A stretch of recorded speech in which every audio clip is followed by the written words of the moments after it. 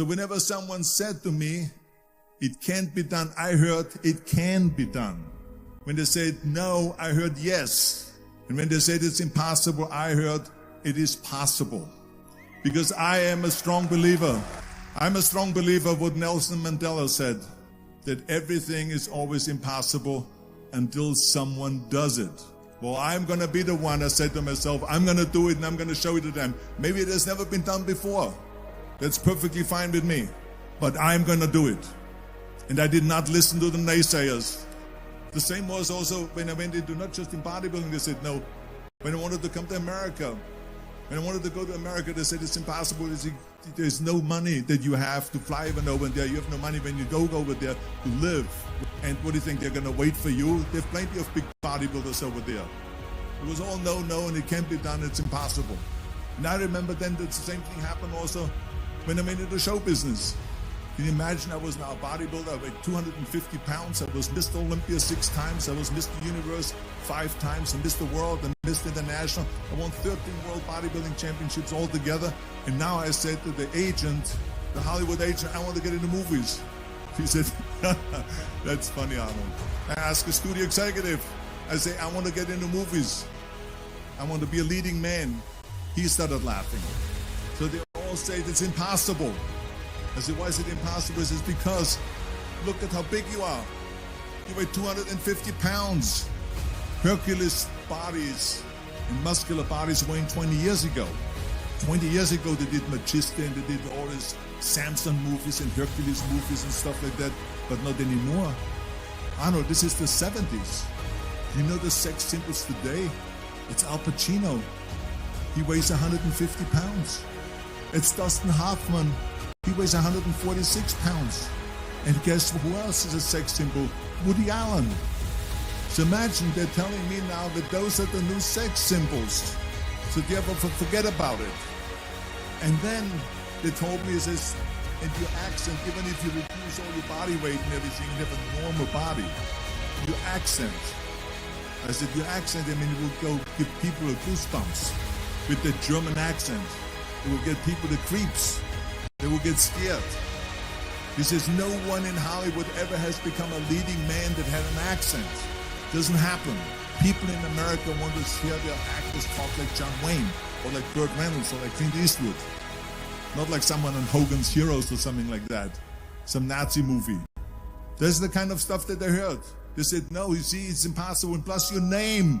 Your name, who can pronounce Schwarzenegger or something like that? No one can pronounce that, so forget about it, Arnold. This is the kind of thing that I heard. Imagine. You go from studio executive to studio executive, from agent to agent, from manager to manager, and they all said exactly the same thing. Now that's very encouraging, isn't it? But you know something? I didn't give a shit. Because I believed that I can be a leading man. I believed that I could be another Clint Eastwood, or another Burt Reynolds, or another Warren Beatty, or whatever those characters were, Charles Bronson and so on. I believed that I could be those people. I said, there's enough room on that ladder that I can fit up there. And I looked back again and learned from what I learned in sports. In my case, in bodybuilding. It's all about the hard work that you put in. I said to myself, in bodybuilding, I worked out 5-6 hours a day. I'm going to do the same thing now for acting. And of course, I went to college to study English. I studied voice, accent removal, acting classes, and all of this stuff all day long. I worked and I worked and I worked. And within a short period of time, I made one movie called Hercules in New York, which of course went right into the toilet. But it didn't discourage me. I still had the same vision. And then all of a sudden, I did Streets of San Francisco. I did Stay Hungry and Pumping On and The Villain.